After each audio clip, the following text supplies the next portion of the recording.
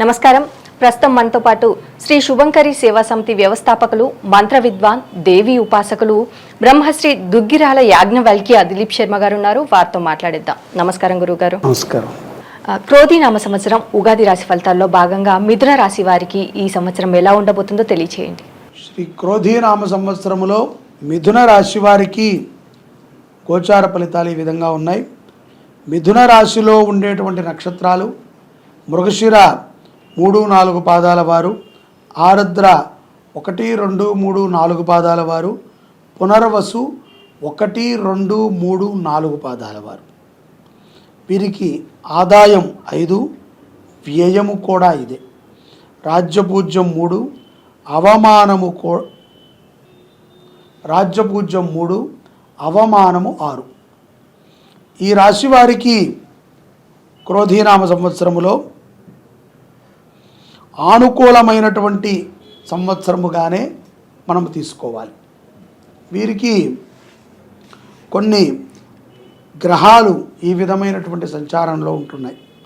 మిథున రాశి వారికి మే 1 నుండి సంవత్సరాంతం వరకు కూడా వ్యయస్థానము యందు గురుడు లోహమూర్తిగాను, శనైశ్వరుడు సంవత్సరమంతా కూడా భాగ్యస్థానము యందు సువర్ణమూర్తిగాను, రాహుకేతువులు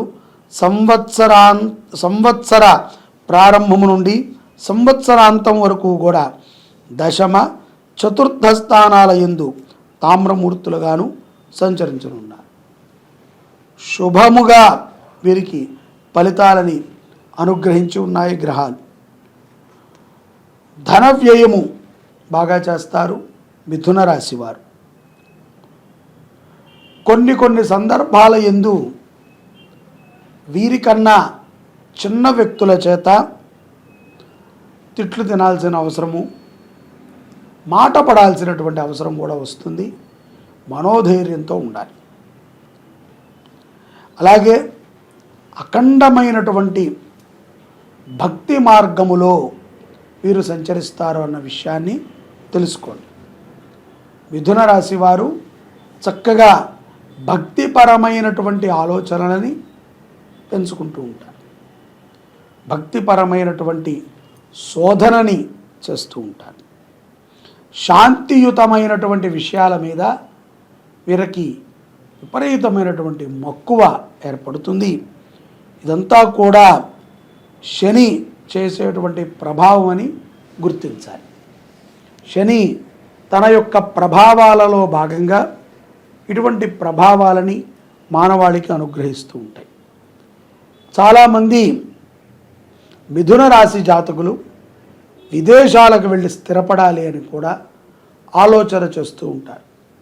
ఆధ్యాత్మికమైనటువంటి ఆలోచనతో పాటు జీవనానికి వారి యొక్క సంపాదన, నివాస గృహము, అభివృద్ధి కూడా ప్రధానమైనటువంటివే కాబట్టి వాటి గురించి ఆలోచనలని ముమ్మరం చేస్తూ ఉంటారు.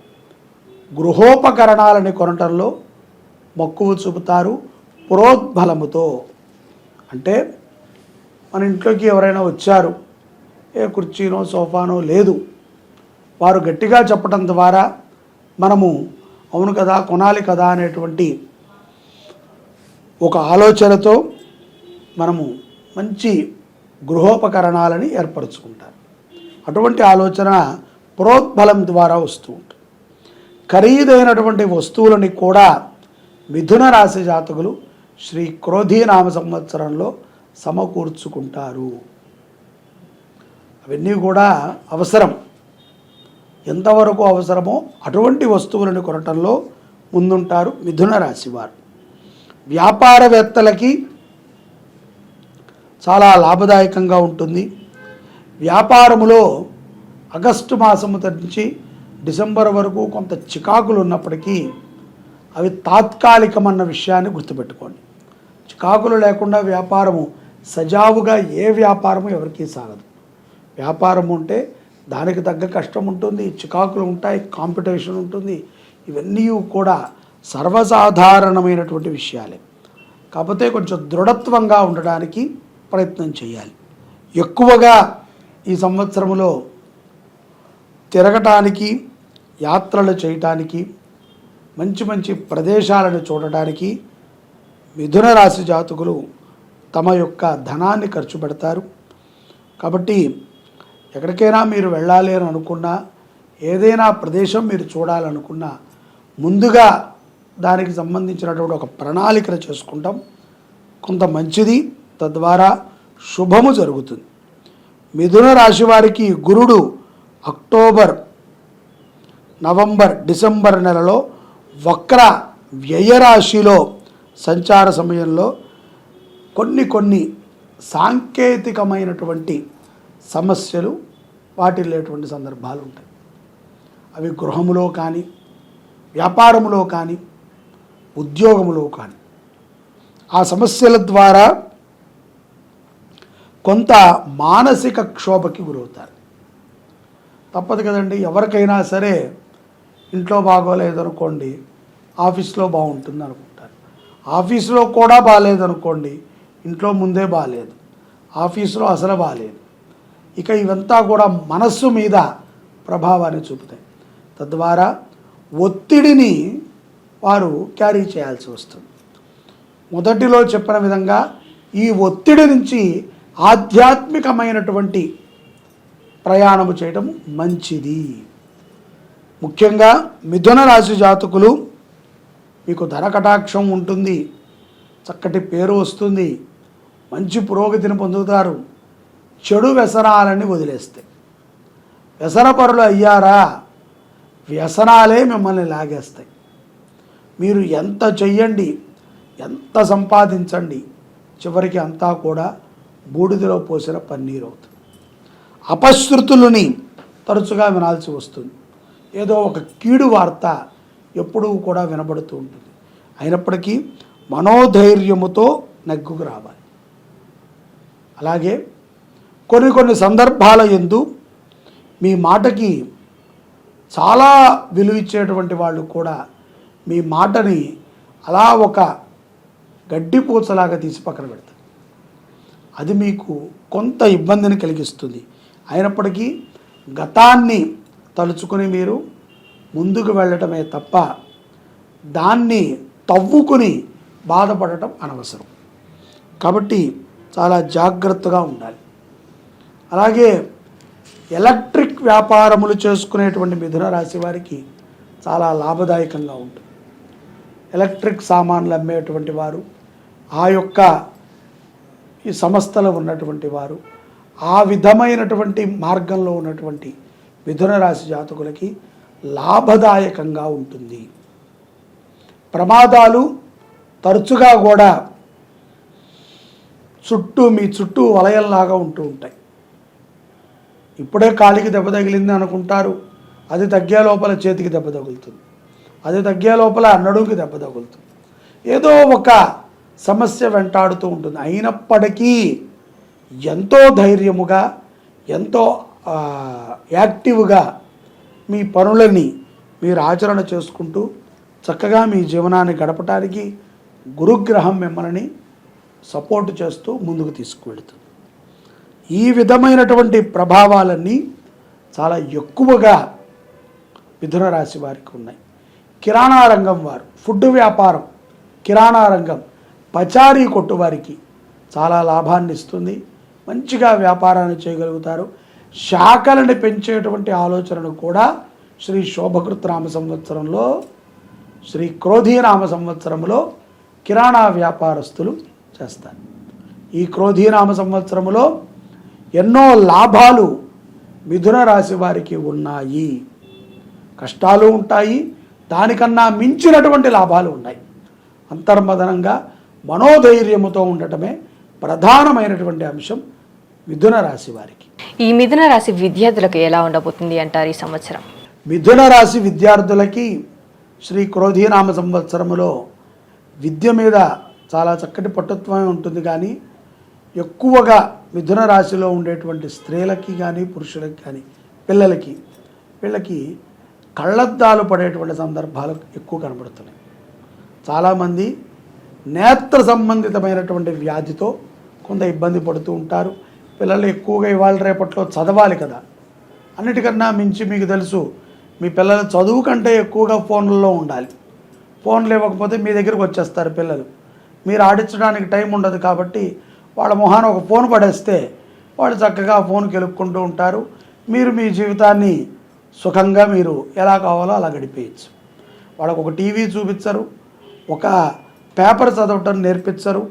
ఇప్పటికిప్పుడు పెద్ద పెద్ద పరీక్షలు వచ్చే చదువు అంటే పిల్లలకి ఆ నేత్ర ఆకర్షణ, లైట్ల మీద ఉన్నటువంటి నేత్ర ఆకర్షణ అక్షరం మీద ఉండదు. తెల్ల కాగితములో నల్లటి అక్షరాల మీదకి నేత్రాలు వెళ్ళవు. కలర్ఫుల్ అక్షరాల మీదకి, కలర్ఫుల్ బొమ్మల మీదకి మన యొక్క పిల్లల నేత్రాలు వెళుతున్నాయి. అది ఇన్స్టెంట్ అయిపోతుంది. నేత్రములో ఉన్నటువంటి శక్తిని మొత్తాన్ని ఆ యొక్క లైట్లు లాగేసి వారికి కళ్ళద్దాలకి ప్రారంభమవుతుంది. ఆ కళ్ళద్దాలు కూడా నిద్రించేటప్పుడు పెట్టుకోవాలి, అలాగే చదువుకునేటప్పుడు పెట్టుకోవాలి, చివరికి ఒక చిన్న సూదిలో దారం ఎక్కించేటప్పుడు కూడా పిల్లలు పెట్టుకోవాలి. అలాంటి స్థితికి మనమే తెచ్చుకుంటున్నాం. కాబట్టి పిల్లల చేత ఎక్కువగా చదివించండి.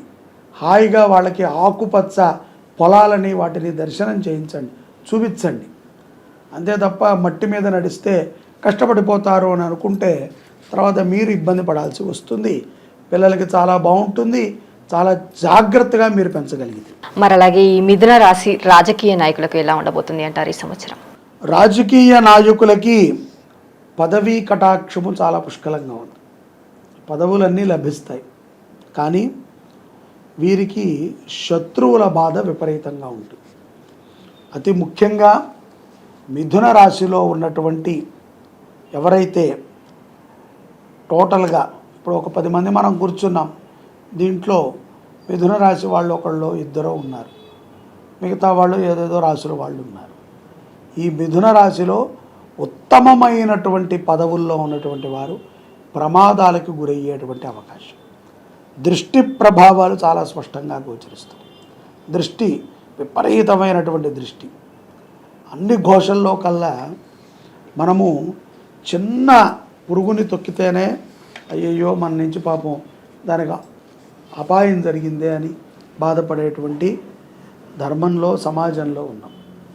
ఆ భావన, ఆ పశ్చాత్తాపం లేనటువంటి వ్యక్తులు రాజకీయాల్లో ఉన్నారనుకోండి, వాళ్ళకి భగవంతుడు చాలా గట్టిగానే పరీక్ష పెడతాడు. అది నెగ్గటం కష్టం. ఏదో మనము అందరికీ ఇస్తున్నాం కదా, మన చుట్టుపక్కల ఉన్న వాళ్ళు అందరూ బాగుపడుతున్నారు, మనదేముంది అనుకుంటే కష్టం. కాకపోతే రాజకీయంలో మంచి పదవిని పొందగలుగుతారు, మంచి స్థితికి వెళతారు. ప్రమాదం కూడా అంతే వేగంగా ఉంది. దానికి తగ్గ పరిహారాన్ని ఆ వ్యక్తులు చేసుకోకపోతే వారికి చాలా ప్రమాదము. వాళ్ళకి జరిగేటువంటి ప్రమాదం ద్వారా ఇక వాళ్ళ కుటుంబంలో ఎవరు రాజకీయాల్లోకి రారు, వారి మీద ఒక నింద ఏర్పడిపోతుంది. కాబట్టి అటువంటి ప్రమాదాలు ఉన్నాయి, జాగ్రత్తగా ఉండాలి రాజకీయ నాయకులు.